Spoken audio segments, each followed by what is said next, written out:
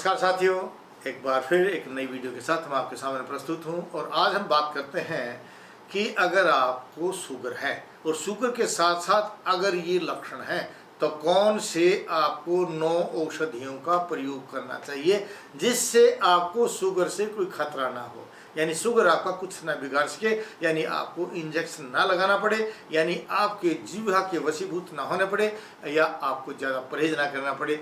ध्यान दीजिए, पहले पहले आपको अगर ज़्यादा शरीर के अंदर गर्मी अधिक महसूस करते हैं या जलन महसूस होती है तो आप पुनर्नवारिष्ट और रोहितिकारिष्ट इनमें से कोई सी भी दवा भोजन से पहले ले लीजिए और कोई सी भी दवा भोजन के बाद ले लीजिए। एक के साथ पुनर्नवादी मंडूर ले लीजिए और दूसरी दवा के साथ शंखवटी का प्रयोग कीजिए अगर आपके जलन के साथ शुगर है तो।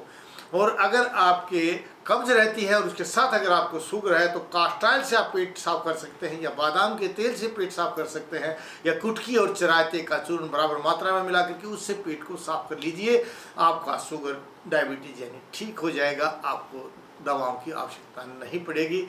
अगर आपको पैरों में जलन होती है, तलों में जलन होती है और उसके साथ अगर आपको शुगर है तो आपको शंखवटी का प्रयोग करना चाहिए और गोक्षुर आदि गूगल दोनों मिलाकर के दिन में 3 बार इन गोलियों का अगर आप प्रयोग करते हैं तो पैरों की जलन के साथ शुगर का रोग आपका ठीक हो जाएगा। अगर आपको घबराहट या बेचैनी ज़्यादा होती है तो आप अर्जुनारिष्ट के साथ स्मृति सागर रस का प्रयोग कर लीजिए और बलारिष्ट के साथ आप योगराज गूगल का प्रयोग कर लीजिए। आपको ये चीज़ दूर हो जाएगी, आपकी घबराहट और बेचैनी दूर हो जाएगी। अगर आपके कमर के दर्द के साथ अगर आपको शुगर है तो आपको कमर के दर्द के शुगर के साथ आपको भोजन के साथ बलारिष्ट का प्रयोग करना चाहिए, उसके साथ योगराज चूर्ण का प्रयोग कर लीजिए और पुनर्नवारिष्ट के साथ पुनर्नवादी मंडूर भोजन के बाद में प्रयोग कर लीजिए। आपका शुगर दूर हो जाएगा।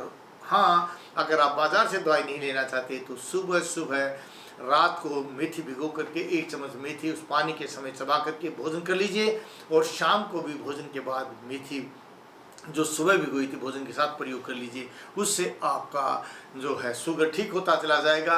और भोजन के बाद अगर आपको गैस ज़्यादा बनती है तो बेल पत्र होता है, उसका आप चूर्ण बना लीजिए, उस चूर्ण को भोजन के बाद प्रयोग कर लीजिए, उससे आप ठीक हो जाएंगे। 9वां जो ब्रह्मास्त्र मैं आपको बता रहा हूँ वह है आपका गिलोय। गिलोय की जो बेल होती है उस गिलोय के पत्र के रस के साथ आप गोदंती भस्म का प्रयोग कर लीजिए। आधा ग्राम के लगभग आपकी भस्म होनी चाहिए, दोनों समय आप उसका प्रयोग कीजिए। धीरे धीरे आपका शुगर ठीक होकर के आपके इंसुलिन बनना शुरू हो जाएगा, यानी आपके पैनक्रियाज में बीटा सेल्स इंसुलिन बनाना शुरू कर देंगे और आपको फिर दवाओं की आवश्यकता नहीं पड़ेगी। जय भारत, जय भारती।